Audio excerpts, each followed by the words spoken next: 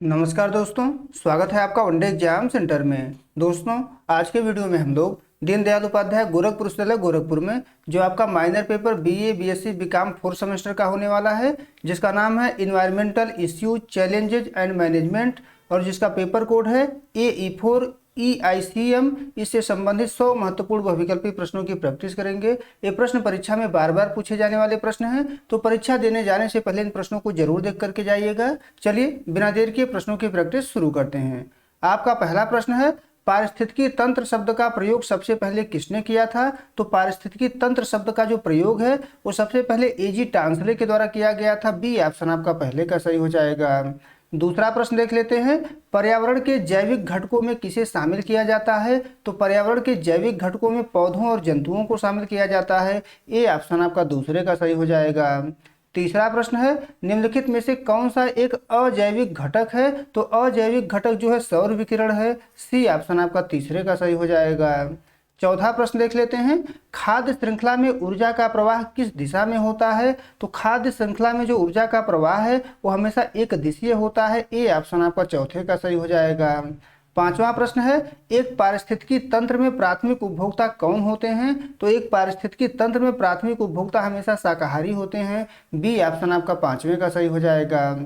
छठा प्रश्न देख लेते हैं, पारिस्थितिक पिरामिड की अवधारणा सबसे पहले किसने दी थी? तो पारिस्थितिक पिरामिड की जो अवधारणा है वो सबसे पहले चार्ल्स एल्टन के द्वारा दिया गया था। ए ऑप्शन आपका छठवें का सही हो जाएगा। सातवां प्रश्न देख लेते हैं, इसमें आपसे पूछा गया है कि ऊर्जा का पिरामिड हमेशा कैसा होता है? तो ऊर्जा का पिरामिड हमेशा सीधा होता है। सी ऑप्शन आपका सातवें का सही हो जाएगा। आठवां प्रश्न है, खाद्य श्रृंखला में 10% ऊर्जा हस्तांतरण नियम किसने दिया था? तो 10% ऊर्जा हस्तांतरण के नियम को लिंडमैन के द्वारा दिया गया था। बी ऑप्शन आपका आठवें का सही हो जाएगा। नौवां प्रश्न देख लेते हैं, जीव मंडल के अंतर्गत कौन कौन से मंडल आते हैं? तो जीव मंडल के अंतर्गत स्थल मंडल, जल मंडल, वायुमंडल, तीनों मंडल आता है। तो डी ऑप्शन आपका सही हो जाएगा, उपर्युक्त सभी। 10वां प्रश्न है, स्व पारिस्थितिकी का क्या अर्थ है? तो स्व पारिस्थितिकी का अर्थ होता है किसी एक विशेष जीव या जाति का पर्यावरण के साथ अध्ययन। बी ऑप्शन आपका 10वें का सही हो जाएगा। 11 नंबर प्रश्न है, वायुमंडल में नाइट्रोजन गैस की मात्रा कितने प्रतिशत है? तो वायुमंडल में नाइट्रोजन गैस की जो मात्रा है 78% है। बी ऑप्शन आपका 11 का सही हो जाएगा।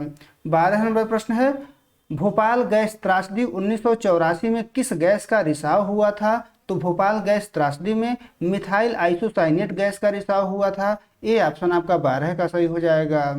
13 नंबर प्रश्न है, प्राथमिक वायु प्रदूषक का उदाहरण कौन सा है? तो प्राथमिक वायु प्रदूषक का उदाहरण इसमें से कार्बन डाइऑक्साइड है। बी ऑप्शन आपका 13 का सही हो जाएगा।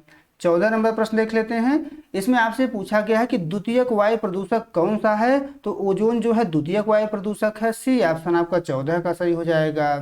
15 नंबर प्रश्न देख लेते हैं, इसमें आपसे पूछा गया है कि अम्ल वर्षा के लिए मुख्य रूप से कौन सी गैसें जिम्मेदार हैं? तो अम्ल वर्षा के लिए मुख्य रूप से सल्फर डाइऑक्साइड और नाइट्रोजन ऑक्साइड जिम्मेदार है। तो बी ऑप्शन आपका 15 का सही हो जाएगा। 16 नंबर प्रश्न देख लेते हैं, ताजमहल को नुकसान पहुंचाने वाली मुख्य गैस कौन सी है? तो ताजमहल को नुकसान पहुंचाने वाली जो मुख्य गैस है वो सल्फर डाइऑक्साइड है। ए ऑप्शन आपका 16 का सही हो जाएगा। 17 नंबर प्रश्न है, वाहनों से निकलने वाली जहरीली गैसें जो रक्त में हीमोग्लोबिन से क्रिया करती है वह है, तो वह कार्बन मोनोऑक्साइड है। बी ऑप्शन आपका 17 का सही हो जाएगा। 18 नंबर प्रश्न है, वायु प्रदूषण के सूचक के रूप में किसका उपयोग किया जाता है? तो वायु प्रदूषक के सूचक के रूप में लाइकेन का उपयोग किया जाता है। सी ऑप्शन आपका 18 का सही हो जाएगा। 19 नंबर प्रश्न है, मुख्य ग्रीन हाउस गैस कौन सी है? तो मुख्य ग्रीन हाउस गैस इसमें से कार्बन डाइऑक्साइड है। सी ऑप्शन आपका 19 का सही हो जाएगा। 20 नंबर प्रश्न है, ओजोन परत वायुमंडल के किस भाग में पाई जाती है? तो ओजोन परत जो है समताप मंडल में पाई जाती है। बी ऑप्शन आपका 20वें का सही हो जाएगा। 21 नंबर प्रश्न है, ओजोन परत की मोटाई मापने की इकाई क्या है? तो ओजोन परत की मोटाई मापने की जो इकाई है वो डावसन यूनिट है। ए ऑप्शन आपका 21 का सही हो जाएगा। 22 नंबर प्रश्न देख लेते हैं, ओजोन परत के क्षरण के लिए मुख्य रूप से जिम्मेदार रसायन कौन सा है? तो CFC है, जिसको क्लोरोफ्लोरोकार्बन कहा जाता है। ए ऑप्शन आपका 22 का सही हो जाएगा। आगे बढ़ते हैं, 23 नंबर प्रश्न देख लेते हैं। इसमें आपसे पूछा गया है कि परावैंगनिक किरणों से मानव शरीर में कौन सा रोग होने का खतरा रहता है। तो त्वचा कैंसर होने का खतरा रहता है। ए ऑप्शन आपका 23 का सही हो जाएगा। 24 नंबर प्रश्न है, ग्रीन हाउस प्रभाव के कारण पृथ्वी के तापमान पर क्या असर पड़ता है। तो ग्रीन हाउस प्रभाव के कारण पृथ्वी के तापमान बढ़ता है। बी ऑप्शन आपका 24 का सही हो जाएगा। 25 नंबर प्रश्न है, कणीय तत्वों जैसे PM2.5 PM10 का संबंध किससे है। तो इसका संबंध जो है वायु प्रदूषण से है। सी ऑप्शन आपका 25 का सही हो जाएगा। 26 नंबर प्रश्न देख लेते हैं, पीने के पानी में किस तत्व की अधिकता से ब्लैकफुट नामक बीमारी होती है। तो ब्लैकफुट नामक जो बीमारी है वो आर्सेनिक की अधिकता से होती है। बी ऑप्शन आपका 26 का सही हो जाएगा। 27 नंबर प्रश्न है, इताई रोग किस धातु के प्रदूषण से होता है। तो इताई जो रोग है वो कैडमियम के प्रदूषण से होता है। सी ऑप्शन आपका 27 का सही हो जाएगा। 28 नंबर प्रश्न है, मीना माता महामारी किसके कारण फैली थी। तो मीना माता महामारी जो है मरकरी यानी कि पारा के प्रदूषण के कारण फैली थी। सी ऑप्शन आपका 28 का सही हो जाएगा। 29 नंबर प्रश्न है, पानी में जैविक ऑक्सीजन मांग जिसको बीओडी कहा जाता है क्या दर्शाता है। तो 29 का आपका बी ऑप्शन सही हो जाएगा, कार्बनिक कचरे से उच्च जल प्रदूषण दर्शाता है। बी ऑप्शन आपका 29 का सही हो जाएगा। 30 नंबर प्रश्न है, जलाशयों में पोषण तत्वों की अधिकता के कारण शैवाल का अत्यधिक बढ़ना क्या कहलाता है। तो शैवाल का अत्यधिक बढ़ना जो है सुपोषण कहलाता है। ए ऑप्शन आपका 30वें का सही हो जाएगा। 31 नंबर प्रश्न है, गंगा कार्य योजना किस वर्ष शुरू की गई थी। तो गंगा कार्य योजना जो है 1985 में शुरू की गई थी। बी ऑप्शन आपका 31 का सही हो जाएगा। 32 नंबर प्रश्न है, ध्वनि प्रदूषण को मापने की इकाई क्या है। तो ध्वनि प्रदूषण को मापने की इकाई जो है डेसिबल है। ए ऑप्शन आपका 32 का सही हो जाएगा। आगे बढ़ते हैं, 33 नंबर प्रश्न है, सामान्य बातचीत की ध्वनि का स्तर कितना होता है। तो 60 से 65 डेसिबल होता है। सी ऑप्शन आपका 33 का सही हो जाएगा। 34 नंबर प्रश्न है, आवासीय क्षेत्रों के लिए केंद्रीय प्रदूषण नियंत्रण बोर्ड द्वारा निर्धारित दिन के समय ध्वनि सीमा क्या है। तो 34 का ए ऑप्शन सही हो जाएगा, 55 डेसिबल है। ए ऑप्शन आपका 34 का सही हो जाएगा।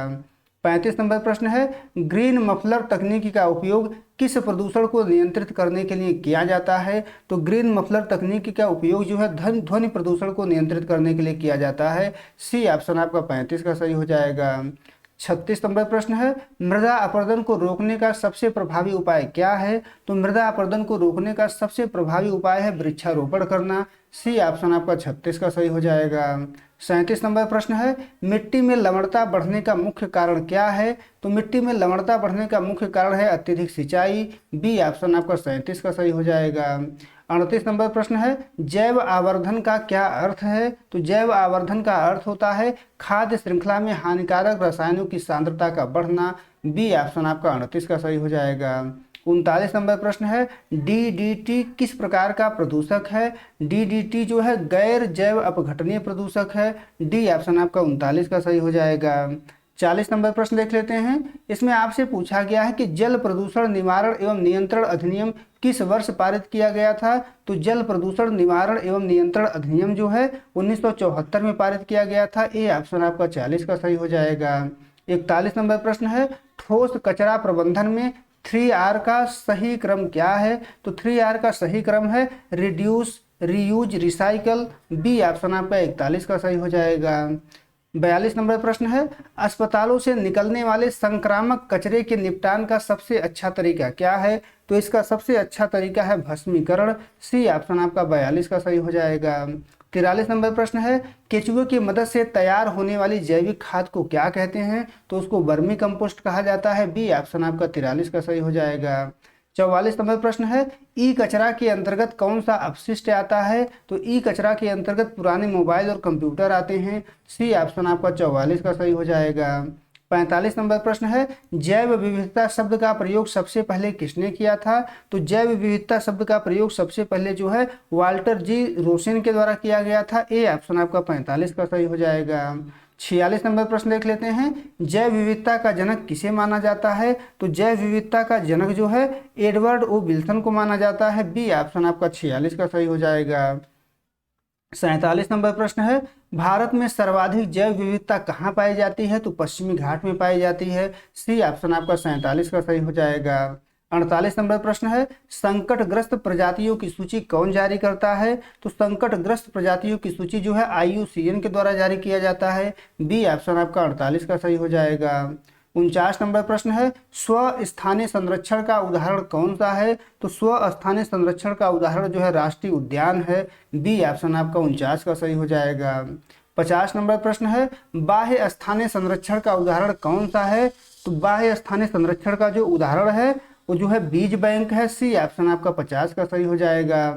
51 नंबर प्रश्न है, भारत का पहला राष्ट्रीय उद्यान कौन सा है? तो भारत का पहला राष्ट्रीय उद्यान जो है जिम कॉर्बेट राष्ट्रीय उद्यान है। बी ऑप्शन आपका 51 का सही हो जाएगा। 52 नंबर प्रश्न है, काजीरंगा राष्ट्रीय उद्यान किस जानवर के संरक्षण के लिए प्रसिद्ध है? तो काजीरंगा जो राष्ट्रीय उद्यान है वो एक सींग वाले गैंडे के लिए प्रसिद्ध है। ए ऑप्शन आपका 52 का सही हो जाएगा। 53 नंबर प्रश्न है, गिर राष्ट्रीय उद्यान गुजरात किसके लिए प्रसिद्ध है? तो गिर राष्ट्रीय उद्यान गुजरात जो है एशियाई शेर के लिए प्रसिद्ध है। बी ऑप्शन आपका 53 का सही हो जाएगा। 54 नंबर प्रश्न देख लेते हैं। इसमें आपसे पूछा गया है कि प्रोजेक्ट टाइगर भारत में किस वर्ष शुरू किया गया था? तो प्रोजेक्ट टाइगर भारत में 1973 में शुरू किया गया था। डी ऑप्शन आपका 54 का सही हो जाएगा। 55 नंबर प्रश्न है, प्रोजेक्ट एलिफेंट किस वर्ष शुरू किया गया था? तो प्रोजेक्ट एलिफेंट जो है 1992 में शुरू किया गया था। बी ऑप्शन आपका 55 का सही हो जाएगा। 56 नंबर प्रश्न है, चिपको आंदोलन के मुख्य प्रणेता कौन थे? तो चिपको आंदोलन के मुख्य प्रणेता सुंदरलाल बहुगुणा थे। बी ऑप्शन आपका 56 का सही हो जाएगा। 57 नंबर प्रश्न है, चिपको आंदोलन किस राज्य से शुरू हुआ था? तो चिपको आंदोलन जो है उत्तराखंड से शुरू हुआ था। जिस समय शुरू हुआ था तब वो उत्तर प्रदेश में था, लेकिन वर्तमान में उत्तराखंड में है। तो डी ऑप्शन आपका 57 का सही हो जाएगा। 58 नंबर प्रश्न है, नर्मदा बचाओ आंदोलन से कौन मुख्य रूप से जुड़ा है? तो मेधा पाटेकर, अरुंधति राय, बाबा आमटे तीनों जुड़े हुए हैं। तो डी ऑप्शन आपका सही हो जाएगा, उपर्युक्त सभी। 59 नंबर प्रश्न है, अपिको आंदोलन किस राज्य में चलाया गया था? तो अपिको आंदोलन जो है कर्नाटक में चलाया गया था। बी ऑप्शन आपका 59 का सही हो जाएगा। 60 नंबर प्रश्न है, साइलेंट वैली आंदोलन का संबंध किस राज्य से है? तो साइलेंट वैली आंदोलन का संबंध जो है केरल राज्य से है। बी ऑप्शन आपका 60 का सही हो जाएगा। 61 नंबर प्रश्न है, राजस्थान में वृक्षों की रक्षा के लिए प्राचीन काल में किसने प्राणों की आहुति दी थी? तो अमृता देवी बिश्नोई के द्वारा दिया गया था। ए ऑप्शन आपका 61 का सही हो जाएगा। 62 नंबर प्रश्न है, वर्ल्ड मैन ऑफ इंडिया के नाम से किसे जाना जाता है? तो वर्ल्ड मैन ऑफ इंडिया के नाम से डॉक्टर सलीम अली को जाना जाता है। ए ऑप्शन आपका 62 का सही हो जाएगा। 63 नंबर प्रश्न देख लेते हैं, वाटर मैन ऑफ इंडिया के नाम से किसे जाना जाता है? तो राजेंद्र सिंह को जाना जाता है। बी ऑप्शन आपका 63 का सही हो जाएगा। 64 नंबर प्रश्न है, भारत में पारिस्थितिकी के जनक किसे कहा जाता है? तो भारत में पारिस्थितिकी के जनक डॉक्टर रामदेव मिश्रा को कहा जाता है। ए ऑप्शन आपका 64 का सही हो जाएगा। आगे बढ़ते हैं। 65 नंबर प्रश्न है, भारत में हरित क्रांति के जनक कौन थे? तो डॉक्टर MS स्वामीनाथन माने जाते हैं। सी ऑप्शन आपका 65 का सही हो जाएगा। 66 नंबर प्रश्न है, प्रथम पृथ्वी सम्मेलन 1992 कहाँ आयोजित हुआ था? तो रियो डी जेनेरियो ब्राजील में आयोजित हुआ था। बी ऑप्शन आपका 66 का सही हो जाएगा। 67 नंबर प्रश्न है, मानव पर्यावरण पर पहला संयुक्त राष्ट्र सम्मेलन जिसको स्टॉकहोम सम्मेलन कहा जाता है, ये कब हुआ था? तो 1972 में हुआ था। ए ऑप्शन आपका 67 का सही हो जाएगा। 68 नंबर प्रश्न है, क्योटो प्रोटोकॉल का मुख्य उद्देश्य क्या था? तो क्योटो प्रोटोकॉल का मुख्य उद्देश्य था ग्रीन हाउस गैसों के उत्सर्जन को कम करना। बी ऑप्शन आपका 68 का सही हो जाएगा। 69 नंबर प्रश्न है, मॉन्ट्रियल प्रोटोकॉल किससे संबंधित है? तो मॉन्ट्रियल प्रोटोकॉल जो है ओजोन परत के क्षरण को रोकने से संबंधित है। डी ऑप्शन आपका 69 का सही हो जाएगा। 70 नंबर प्रश्न है, रामसर सम्मेलन किसके संरक्षण से संबंधित है? तो रामसर सम्मेलन जो है आर्द्र भूमि के संरक्षण से संबंधित है। बी ऑप्शन आपका 70 का सही हो जाएगा। 71 नंबर प्रश्न है, UNEP का मुख्यालय कहाँ है? तो नैरोबी केन्या में स्थित है। सी ऑप्शन आपका 71 का सही हो जाएगा। 72 नंबर प्रश्न है, WWF का प्रतीक चिन्ह कौन सा जानवर है? तो जायंट पांडा है। बी ऑप्शन आपका 72 का सही हो जाएगा। 73 नंबर प्रश्न है, अंतर्राष्ट्रीय सौर गठबंधन का मुख्यालय कहाँ स्थित है? तो अंतर्राष्ट्रीय सौर गठबंधन का मुख्यालय जो है गुरुग्राम भारत में स्थित है। डी ऑप्शन आपका 73 का सही हो जाएगा। 74 नंबर प्रश्न है, एजेंडा 21 का संबंध किस सम्मेलन से है? तो एजेंडा 21 का संबंध जो है रियो पृथ्वी सम्मेलन 1992 से है। बी ऑप्शन आपका 74 का सही हो जाएगा। 75 नंबर प्रश्न है, सतत विकास शब्द का पहली बार व्यापक प्रयोग किस रिपोर्ट में किया गया था? तो ब्रंटलैंड रिपोर्ट में किया गया था। ए ऑप्शन आपका 75 का सही हो जाएगा। 76 नंबर प्रश्न है, भारत सरकार ने पर्यावरण संरक्षण अधिनियम किस वर्ष पारित किया था? तो पर्यावरण संरक्षण अधिनियम जो है 1986 में पारित किया गया था। सी ऑप्शन आपका 76 का सही हो जाएगा। 77 नंबर प्रश्न है, वन्य जीव संरक्षण अधिनियम किस वर्ष लागू किया गया था? तो वन्य जीव संरक्षण अधिनियम जो था वो 1972 में लागू किया गया था। ए ऑप्शन आपका 77 का सही हो जाएगा। 78 नंबर प्रश्न देख लेते हैं। इसमें आपसे पूछा गया है कि वन संरक्षण अधिनियम किस वर्ष पारित हुआ था? तो वन संरक्षण अधिनियम जो है 1980 में पारित हुआ था। बी ऑप्शन आपका 78 का सही हो जाएगा। 79 नंबर प्रश्न है, राष्ट्रीय हरित अधिकरण की स्थापना किस वर्ष की गई थी? तो 2010 में की गई थी। बी ऑप्शन आपका 79 का सही हो जाएगा। 80 नंबर प्रश्न है, जैव विविधता अधिनियम भारत में कब पारित हुआ? तो जैव विविधता अधिनियम जो है 2002 में पारित हुआ था। सी ऑप्शन आपका 60 का सही हो जाएगा। 61 नंबर प्रश्न है, केंद्रीय प्रदूषण नियंत्रण बोर्ड की स्थापना किस अधिनियम के तहत की गई थी? तो केंद्रीय प्रदूषण नियंत्रण बोर्ड की स्थापना जो है जल प्रदूषण अधिनियम 1974 के तहत की गई थी। ए ऑप्शन आपका 81 का सही हो जाएगा। 82 नंबर प्रश्न है, भारतीय वन नीति 1988 के अनुसार देश के कितने प्रतिशत भाग पर वन होने चाहिए? तो 33% भाग पर होने चाहिए। बी ऑप्शन आपका 82 का सही हो जाएगा। 83 नंबर प्रश्न है, भारत में प्लास्टिक कचरा प्रबंधन नियम पहली बार किस वर्ष अधिसूचित किए गए थे? तो 2011 में किए गए थे। ए ऑप्शन आपका 83 का सही हो जाएगा। 84 नंबर प्रश्न देख लेते हैं। इसमें आपसे पूछा गया है कि वायु प्रदूषण निवारक और नियंत्रण अधिनियम किस वर्ष पारित हुआ? तो यह जो है 1981 में पारित हुआ था। बी ऑप्शन आपका 84 का सही हो जाएगा।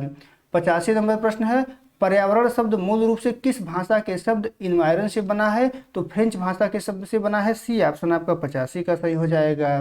86 नंबर प्रश्न है, विश्व पर्यावरण दिवस कब मनाया जाता है? तो विश्व पर्यावरण दिवस जो है 5 जून को मनाया जाता है। बी ऑप्शन आपका 86 का सही हो जाएगा। 87 नंबर प्रश्न है, विश्व पृथ्वी दिवस कब मनाया जाता है? तो विश्व पृथ्वी दिवस जो है 22 अप्रैल को मनाया जाता है। डी ऑप्शन आपका 87 का सही हो जाएगा। 88 नंबर प्रश्न देख लेते हैं। इसमें आपसे पूछा गया है कि अंतर्राष्ट्रीय जैव विविधता दिवस कब मनाया जाता है? तो अंतर्राष्ट्रीय जैव विविधता दिवस जो है 22 मई को मनाया जाता है। बी ऑप्शन आपका 88 का सही हो जाएगा। 89 नंबर प्रश्न है, विश्व ओजोन दिवस कब मनाया जाता है? तो 16 सितंबर को मनाया जाता है। सी ऑप्शन आपका 89 का सही हो जाएगा। 90 नंबर प्रश्न है, विश्व जल दिवस किस तिथि को मनाया जाता है? तो विश्व जल दिवस जो है 22 मार्च को मनाया जाता है। ए ऑप्शन आपका 90 का सही हो जाएगा। 91 नंबर प्रश्न है, भारत के किस राज्य में फ्लोटिंग नेशनल पार्क स्थित है? तो फ्लोटिंग नेशनल पार्क जो है मणिपुर में स्थित है। बी ऑप्शन आपका 91 का सही हो जाएगा। 100 नंबर प्रश्न है, पारिस्थितिक पद चिन्ह को मापने की इकाई क्या है? तो ग्लोबल हेक्टेयर है। ए ऑप्शन आपका 92 का सही हो जाएगा। 93 नंबर प्रश्न है, फ्लाई ऐश प्रदूषक का मुख्य स्रोत क्या है? तो थर्मल पावर प्लांट है। बी ऑप्शन आपका 93 का सही हो जाएगा। 94 नंबर प्रश्न है, सौर ऊर्जा किस प्रकार का ऊर्जा संसाधन है? तो नवीकरणीय ऊर्जा संसाधन है सौर ऊर्जा। बी ऑप्शन आपका 94 का सही हो जाएगा। 95 नंबर प्रश्न है, जीवाश्म ईंधन का उदाहरण कौन सा है? तो जीवाश्म ईंधन का उदाहरण जो है कोयला और पेट्रोलियम है। सी ऑप्शन आपका 95 का सही हो जाएगा। 96 नंबर प्रश्न देख लेते हैं, रेड डेटा बुक में किन जीवों का विवरण दिया जाता है? तो संकटग्रस्त पौधों और जंतुओं का विवरण दिया जाता है। बी ऑप्शन आपका 96 का सही हो जाएगा। 97 नंबर प्रश्न है, चिपको आंदोलन की तर्ज पर दक्षिण भारत में शुरू हुआ आंदोलन कौन सा है? तो अप्पिको आंदोलन है जो कर्नाटक में शुरू हुआ था। ए ऑप्शन आपका 97 का सही हो जाएगा।